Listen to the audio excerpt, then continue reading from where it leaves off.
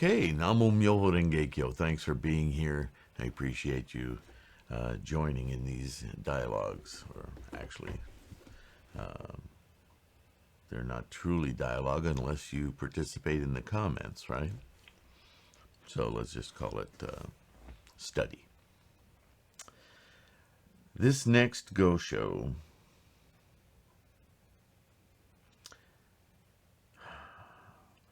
I'm not sure how to prepare you for this discussion, but I will try because I think to many people this particular Gosho, this particular subject in this Gosho, can create or spawn or influence confusion about how to practice Buddhism correctly. So let me preface this Gosho, written to Shijo Kingo, a prominent samurai to whom Nichiren has several communications with. Remember, as I've told you before, this is an authoritarian state. It's a warring state. There's a lot of violence going on in society at this time in history, and not least of which is perpetrated by the samurai government, the shogunate. It's dispatching, and not just the shogunate in its entirety, but also its centers of power amongst the elite, the landowners, right? So they all are acting like little kings, little kingdoms. So they all flex their might through their armies of samurai, right? Warriors whose whole commitment in life is to do as they're told and slaughter people or take their lands through intimidation and violence, right? So this is the current situation of Nichiren's life. But this subject goes well beyond that time period. For hundreds of years, thousands, people who practiced Buddhism did not have this mandala of Gohonzon, right? They didn't have this embodiment of the entirety of Shakyamuni Buddha's teachings, let alone the Myoho Renge Kyo, right? The ultimate method of practice. So, although Shakyamuni specifically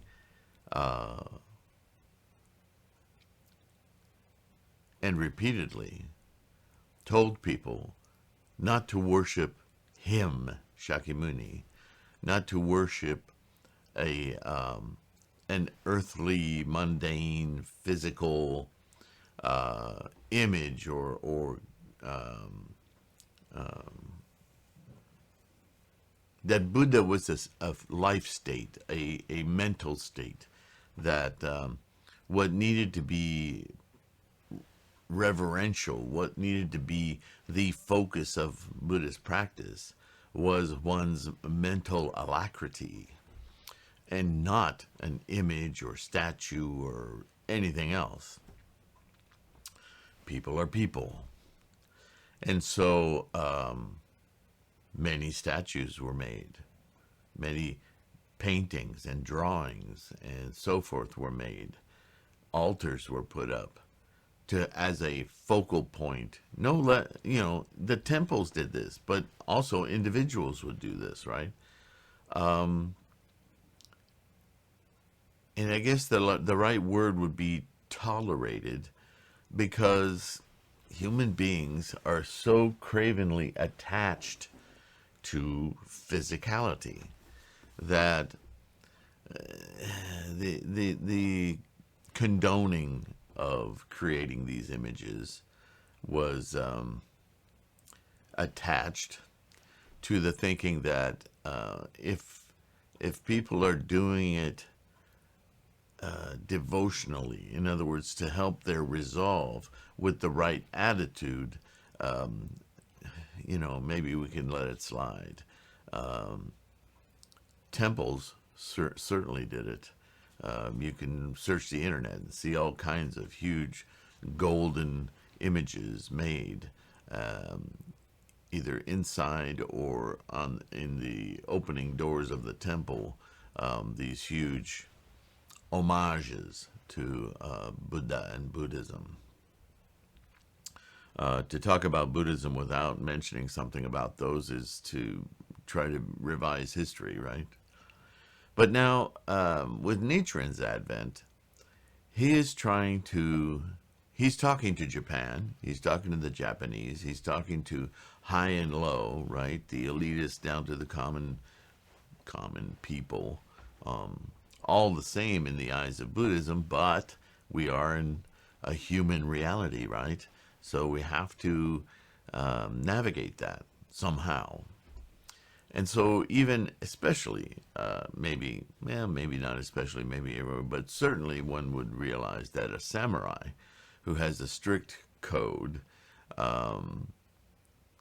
who in many ways his entire life would be regimented by rituals and the strict code, right? Would inculcate a lot of cultural baggage about, Hachiman and the sun goddess and the identity of Japan. I mean, these are their stalwart justifications for their behaviors, right? So, also, thousands of years before them, this practice of creating images to resolve themselves to worship, if you will. Although in Buddhism we don't truly worship anything, because the idea of worshiping is to pay respects to something or devotion to something that's outside the self. And there isn't anything outside the self. The Buddha is within the self, right? So the idea of worship is that's a Western preoccupation. It comes from religion and it doesn't belong in Buddhism. So I really try hard to keep that word and others like it out of the teachings of Buddhism, because I think they're confusing. So, after saying all that, Nichiren finds himself in this same position. Nichiren knows and teaches constantly that there's only one thing that can lead you to your enlightenment, to your Buddha nature, and that is your resolve to invoke it, to enlighten it. Right? This is no small part of why he found it essential to create a mandala that would focus you on your own Buddha nature. Knowing full well that creating a mandala instantly creates something outside of you, he goes to great lengths in his teachings, specifically with this mandala, which he just simply calls Gohonzon, because it's not the mandala, it's the representation of the invocation that the mandala mirrors in you of Gohonzon, your Buddha wisdom, your Buddha-ness. This is true Gohonzon, is not on this mandala. This mandala is a mirror for you to actuate it. So with that in mind, with a lot of rhetoric repeatedly over and over again, Nichiren almost begrudgingly, I think, makes this mandala because he knows humans have to have some kind of a mirror, something to help them enliven that which is within them, right? I've equated this before. It's like sit in a room alone and close your eyes and meditate and try to enliven your deep sense of love just by yourself. And you may achieve something. Undoubtedly you'll achieve something, but don't worry if you don't, because we're human beings. And so when we really want to feel that pit of your stomach, vibrating body, lost sense of time, Because when you're truly in love, whether it be with a person or a thing, I've met people who would polish their vehicle 3 times a week. There's a sort of a love there. But most especially with other human beings, that's the only way we experience this sense of love that breaks our clock, that we're not even thinking about time. Time essentially doesn't exist anymore. We're completely physically and mentally moved, shaken, disturbed by this profound experience of being in love, right? But try to achieve that by yourself with no one else in your life, no current deep relationship. That's going to be near impossible. Because as humans, our illusion of being a singular self, it's just not, it is an illusion. Our self, our human experience becomes much more enlivened when we have these kinds of experiences with others. So Nichiren understands this as in a very deep level, and so he makes an object, knowing full well it's physical, but taking every means possible to teach that this object is not the object for you to be resolved to, that your resolve is to Gohonzon, which is the ultimate manifestation of in your human form of what Buddha looks like, feels like, experiences like. And by chanting Myoho Renge Kyo, that method, that teaching, that complete teaching, to a perfect mirror, not itself the thing, but in you the thing that's being mirrored, you can take your samsaric mind of attachments and refocus it to your essential Buddha-ness, Buddha nature, Buddha-ness. That exchange, some people would call worship, but it truly is not. It is a reverence. It is a reverence that deepens with your resolve, because what you are demanding of, what you are meditating to, and this is why I don't like the word prayer either, because it inculcates this idea that from somewhere else comes, from something else comes.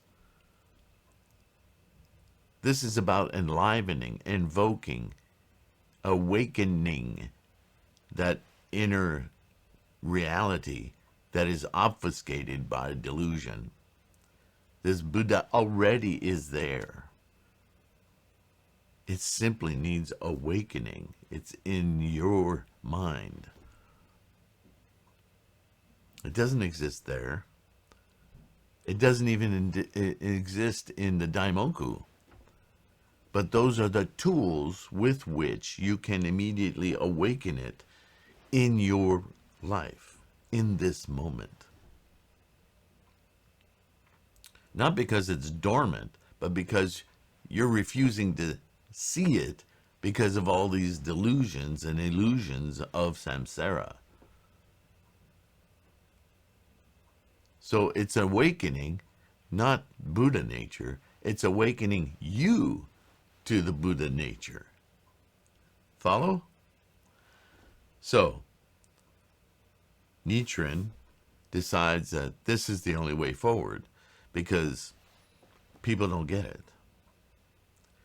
They would rather have something to throw all their power at to ingratiate a ritual.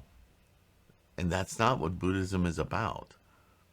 The only reason there's a perceptive ritual in the practice of Buddhism is to get you past that ritual so that you can realize something already extant in yourself. That you and I are all actively hiding, obfuscating with all of these attachments and delusions. So when we say awakening, we're not talking about, hey, Buddha, wake up. We're talking about, hey, me, wake up.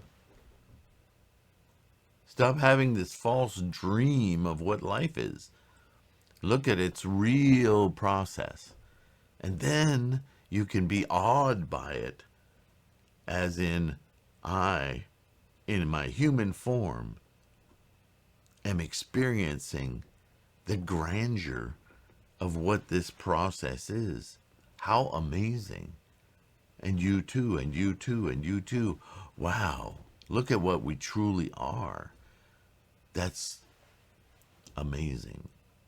That's what Buddhism is about. So putting up these false figures in front of us, it's an easy way to get distracted from the goal. And so Nichiren tried to create the perfect mirror so that if we could only perceive past it as a tool, we would get it. Now, you could say Nichiren's whole life is this transitory thing, not so much for himself, but for everybody he's trying to teach.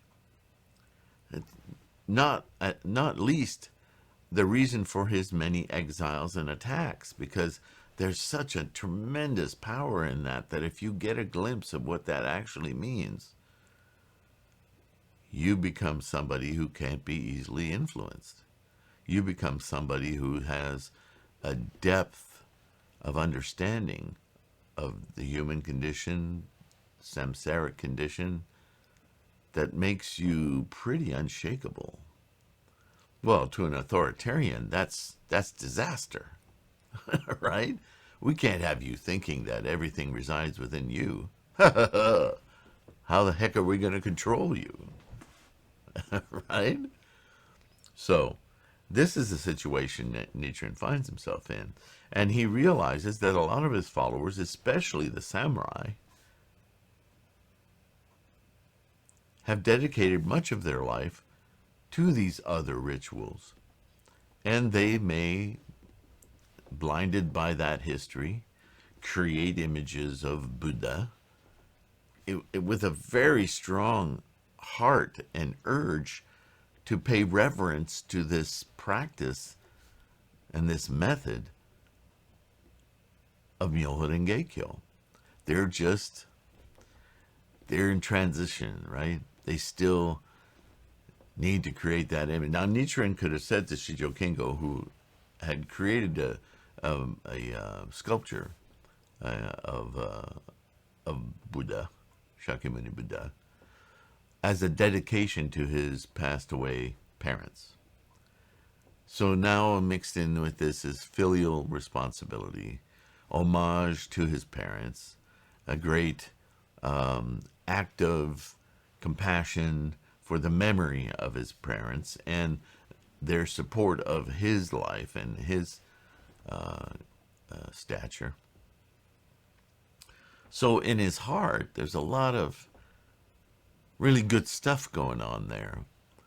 So does Nichiren say, you idiot, burn that stupid thing, bury it, you're doing it all wrong? He could have done that. But with the eyes toward all of the people who revered Shijo Kingo and all of those other samurais who put him down and questioned what he was doing because they were all government, influenced true word or nembutsu or whatever else the state religion was, Shijo Kingo was going through a difficult time trying to uphold what Nichiren was teaching him about Lotus Sutra.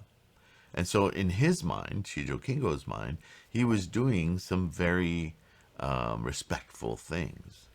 And if there's one thing a samurai is about is respect, right? Self-respect as well as respect of others, or respect from others. So Nichiren writes this letter, I would say with great compassion,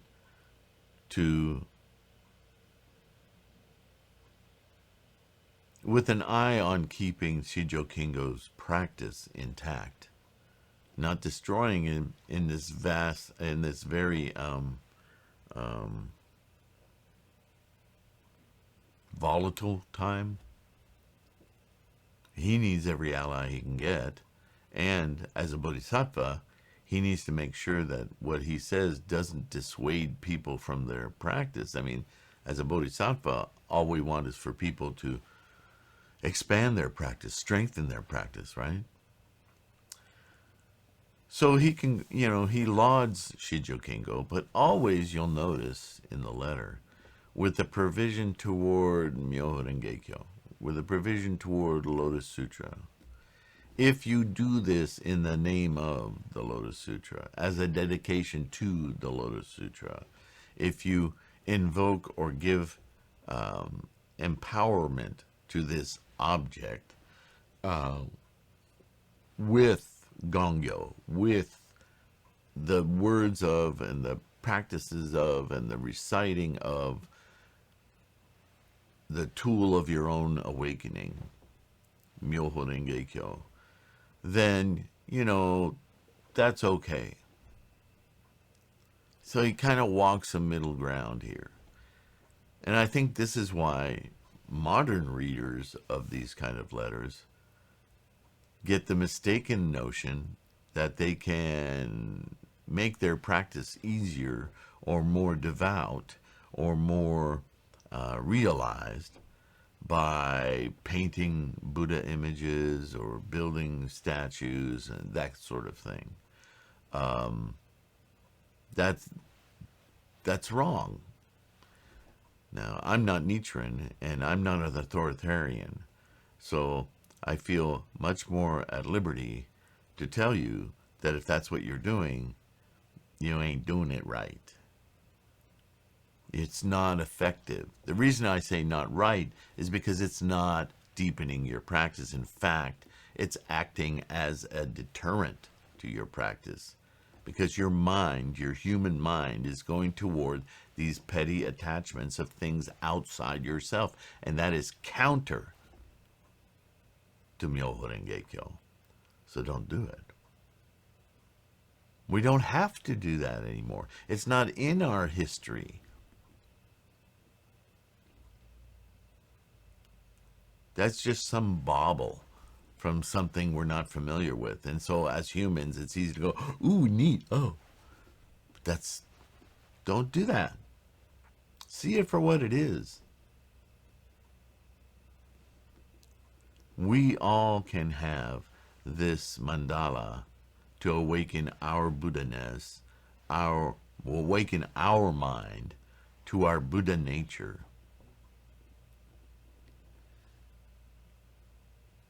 This is one of the reasons I made this digital. I didn't make the digital copy. This is a digital representation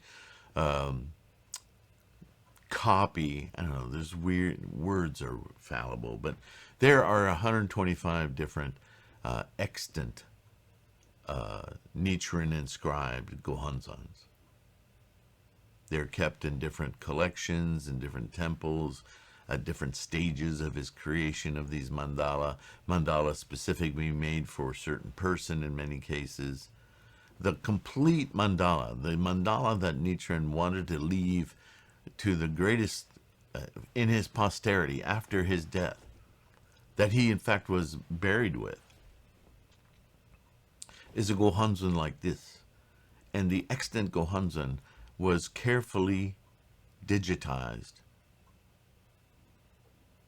So there's no other hierarchy here. There's no authoritarian priesthood or monkdom or sect that has made this mandala that we use. This mandala is a digital representation of the exact mandala that Nichiren himself inscribed. This is why I use it. And this is why I made it available well, you can link to it in several places. There's links in the header, and I think at the end of this video that tell you where you can get it. I made it as available as possible because this was the stated mission of Shakyamuni and Nichiren, that this should be available to everyone. And why shouldn't it be? Because you already have it. You just don't have an earthly mirror for you to immediately awaken it. In our samsaric reality, we need that outside reminder, right? Right? You wouldn't remember to comb your hair if you didn't have a mirror in front of you. Oh, my hair is all, I got a cowlick, whatever, right? The mirror isn't the thing you're looking at. It's the reflection that you're looking at. And that's the purpose of this mandala, to reflect your Buddha nature, your Gohonzon. That's your object of resolve, your Buddhahood. So, with all of that in mind, I want you to understand this letter isn't saying, yeah, that's a version of practice that's cool. I want you to observe how respectful Nichiren is to Shijo Kingo, a samurai, while at the same time instructing him on the proper attitude and understanding of his actions.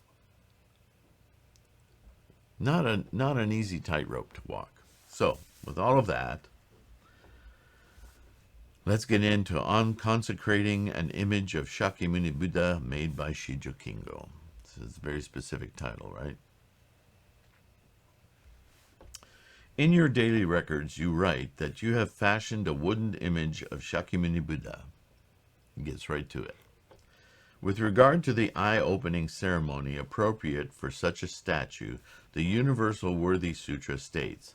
Now, the Universal Worthy Sutra is the closing sutra of the Lotus Sutra, right? We have the innumerable meanings as the opening. Then we have the 28 chapters of the Lotus Sutra, including at its end the last chapter, if you will, or actually a separate sutra added to the Lotus Sutra of the Universal Worthy.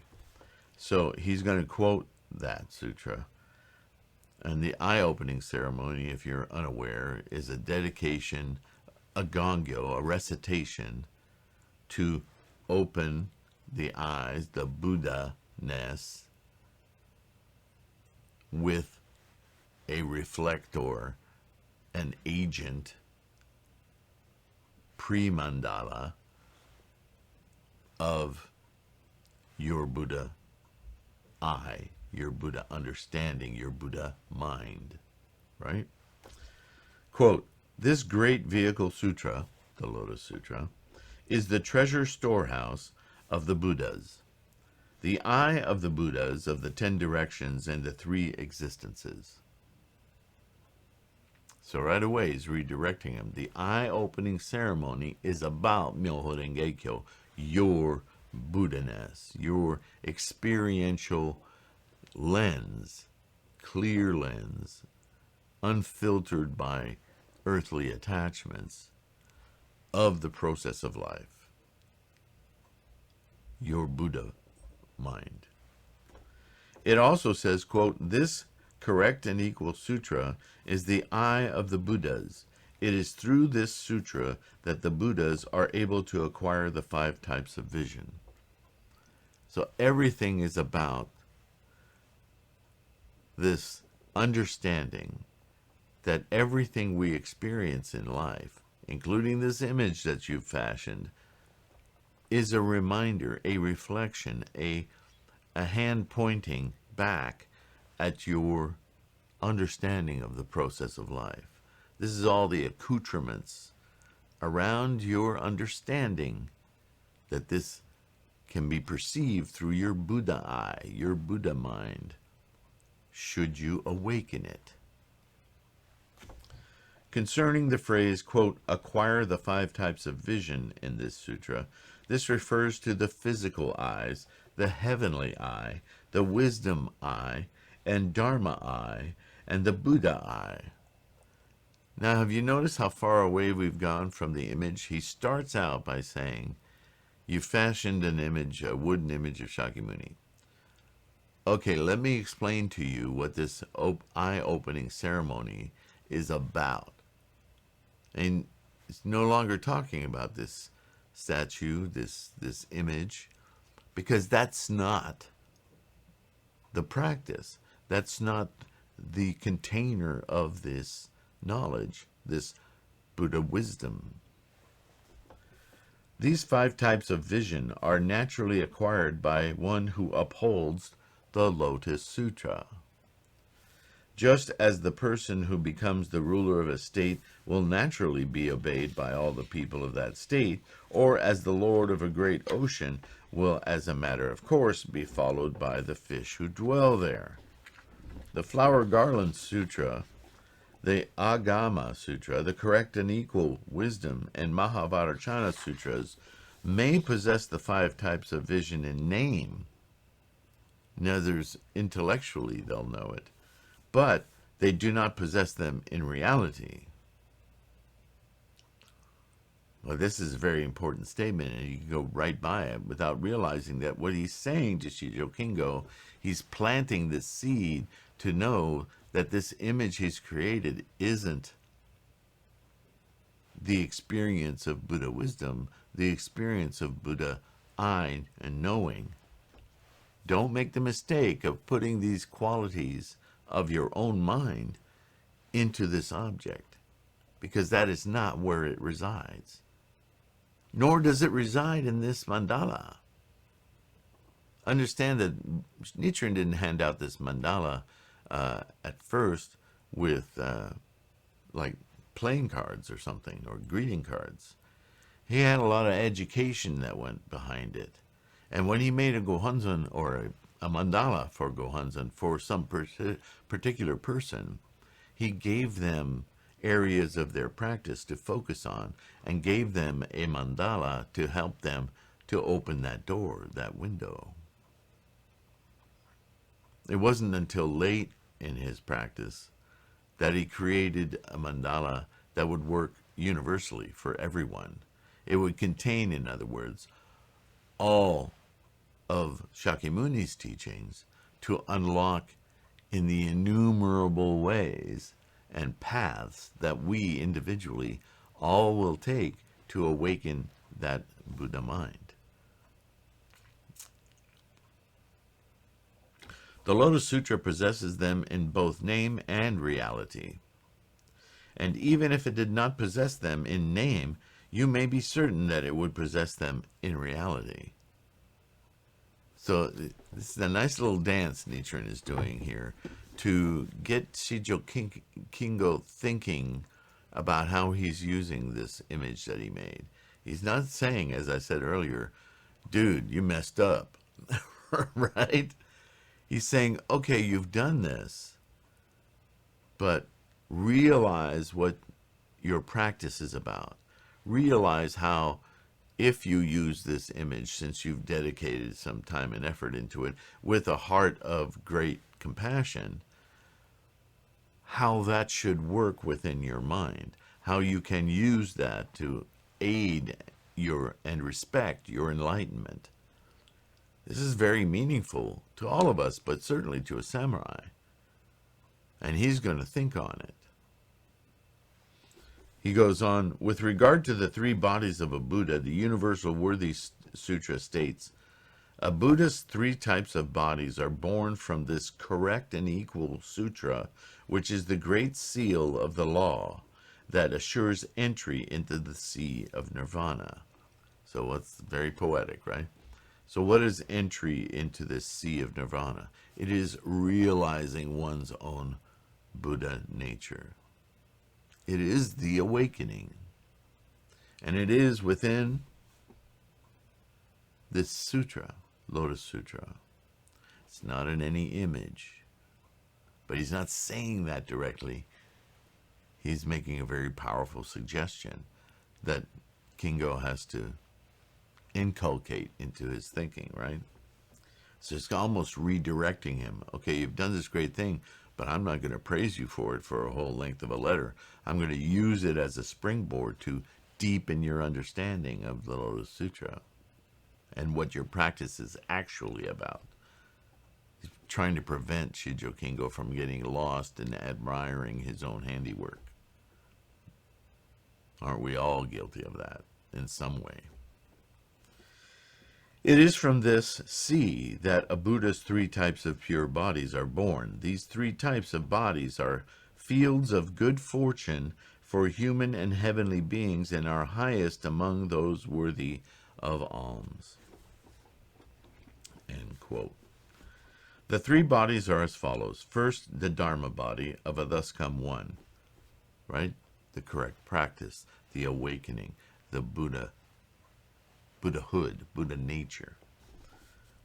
Second, the reward body of a thus come one. Do we walk our lives as Bodhisattvas with this awakened mind? And third, the manifested body of a thus come one, that we become Myoho Renge-kyo, that we portend to others the enlightenment, the awakening potential in each moment of life that they too can embody. These 3 types of bodies of a thus come one are invariably possessed by all the Buddhas, of course. If you attain your Buddha mind, your Buddha nature, then you are at one with all Buddhas. So, although we all have very distinct paths and develop our own Buddha wisdom consequently to our awakening, our Buddha nature, once we arrive at that Buddha nature, it is the same experience that all of life has, other people, so on and so forth. So in that, there is one Buddha nature, but that Buddha nature is arrived at by very distinct individual paths. This is why the teachings at once seem very focused, but also very broad. And that can be confusing to a student, a new student especially. If we use the moon as an illustration, he goes on, we may say that the moon itself is comparable to the Dharma body, its light to the reward body, and its reflection to the manifested body. Now, that's a tricky one, isn't it?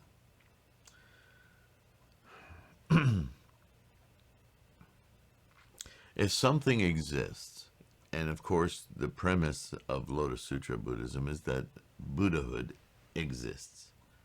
It's inherent. Inherent in what? Not just you, but the entire life experience. Samsara is of Buddha. The universe is of Buddha. And the two are the same. So here comes the 3 bodies. The realization of Buddhahood is the Dharma. But it's also, at the same time, the reward, because when you have this enlightenment, look at the words themselves, enlightenment. It's like somebody turning on a light in the attic. You're in the attic you know exists, but without the light on, you don't understand the full nature of the attic and see the wisdom that it contains, the clarity that it contains. That is the reward body, and its reflection that others can perceive it, like the calm water of a pond reflecting the moon. That's not the moon, but it is reflecting something that exists. That is a manifest. Here I am. You can see me, perceive me. That's the manifested body of your Buddha nature, your Buddha mind. And people can see it, experience it. So that's manifest to them. It is perceivable. Just as a single moon has these 3 different aspects, so a single Buddha possesses the virtues of these 3 different bodies.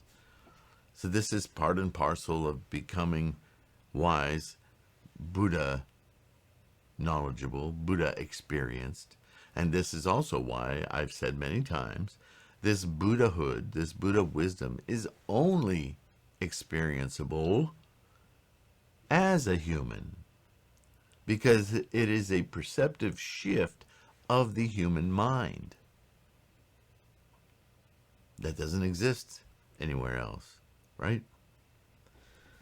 These doctrines of the 5 types of vision and the 3 bodies are not expounded anywhere outside of the Lotus Sutra, not even in that wooden image you created. Therefore, the great teacher Tendai has said, quote, "The Buddha consistently possesses the 3 bodies throughout the 3 existences, but in the various teachings he kept the secret and did not transmit it." In this passage of commentary, the phrase "in the various teachings" refers not only to the Flower Garland, Correct and Equal, and Wisdom Sutras, but to all sutras other than the Lotus Sutra. And the phrase "he kept this secret and did not transmit it" means that throughout the entire body of scriptures outside the lifespan chapter of the Lotus Sutra, Shakyamuni Buddha, the Lord of Teachings, concealed and avoided expounding it. Therefore, in performing the eye-opening ceremony for painted or wooden images, Buddha images, the only authority to rely on is the Lotus Sutra and the Tendai school.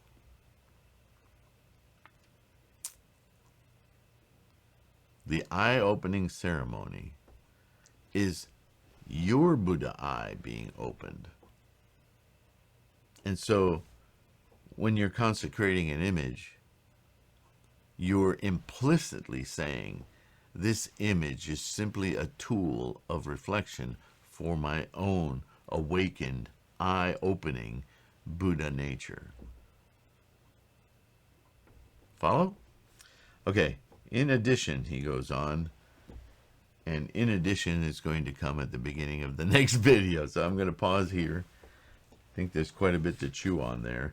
And if something I've said, it's entirely possible that what I've said sounds backwards or confusing, let me know. Please let me know so I can either expand on it or correct it, whatever the need be, so that I can support your particular path to opening eye, your Buddha nature. Okay? With that, thank you so much for listening to these videos, being a part of them, with your comments, your donations, if you can. There are several ways to do that. They're all over this video, beginning and end. You can go to threefoldlotus.com. There's plenty of links there. Go to my Patreon page, so on and so forth. The bottom line is, all I really care about, other than being able to continue to provide these little lessons and study with you, is that you strengthen your practice, that you become manifest of the 3 bodies of Buddhahood. Okay? I can't wait to continue this. My head is really in it at the moment. Again, we'll see you in the next one. Thanks so much. Nam Myoho Renge Kyo. Bye-bye.